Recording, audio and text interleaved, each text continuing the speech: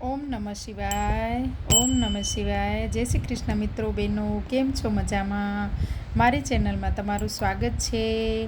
શ્રાવણ મહિનાના લગતા પ્રશ્નો છે જે આપણે પહેલાં નિશાળમાં ભણતા ત્યારે આપણા સાહેબો સર એટલે આપને પૂછતા કે શ્રાવણ મહિનામાં શું શું મહત્ત્વનું છે અને શ્રાવણ મહિનામાં શું કરવામાં આવે છે એ આપને પૂછતા. તો પહેલાંની યાદી આપણે તાજી કરીએ.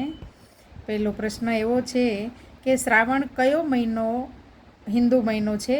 તો પંચમાસમાંનો પ્રથમ મહિનો છે. શ્રાવણ મહિના દરમિયાન કયા દેવની પૂજા કરવામાં આવે છે? તો આપણને ખબર જ હશે કે ભગવાન શિવની પૂજા કરવામાં આવે છે.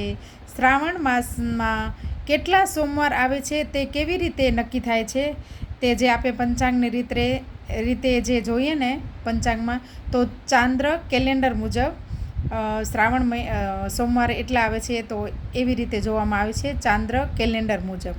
અને શ્રાવણ સોમવારના ઉપવાસ કોના માટે રાખવામાં આવે છે? તો આપણને ખબર જ હશે કે શ્રાવણ મહિનામાં કોના માટે ઉપવાસ રાખી કે ભગવાન શિવ માટે પ્રસન્ન કરવા માટે રાખીએ છીએ. શ્રાવણ મહિને કયો તહેવાર ખાસ મહત્ત્વનો છે? તો શ્રાવણ મહિને એ ખાસ તહેવાર મહત્ત્વનો છે કે રક્ષાબંધન, ભાઈ બહેનનો જે છે ને એ રક્ષાબંધન ખાસ મહત્ત્વનો છે. શ્રાવણ મહિના દરમિયાન કયો પર્વ ઉત્સાહથી ઉજવાય છે? તો ગુજરાતીઓને બધાને ખબર જ હશે કે નાગપંચમી જે દિવસ છે ને એ ઉજવાય છે. નાગ દેવતાને આપણે ચડાવવા જઈએ છીએ પ્રસાદી, એ નાગપંચમીનો દિવસ મહત્ત્વનો છે. તો શ્રાવણ મહિના દરમિયાન કયો પર્વ ઉત્સાહથી ઉજવાય છે? તે નાગપંચમી છે. પછી શ્રાવણમાં મહિલા કઈ કથા કહે છે? તો શ્રાવણ મહિનામાં આપણે મહિલાઓ જ્યારે આપણે વાંચશું ત્યારે શ્રાવણીય સોમવાર કહીએ. જે આપણે ભણતા નિશાળમાં ત્યારે શ્રાવણીયા સોમવારની વહેલી છૂટી પડી જતી હતી, એટલે યાદ આવી ગયું કે શ્રાવણીયા સોમવારમાં શ્રાવણ સોમવારની કથા હોય. શ્રાવણમાં કઈ વ્રત પ્રારંભ ખાસ હોય છે? વ્રત પરંપરા કઈ હોય છે?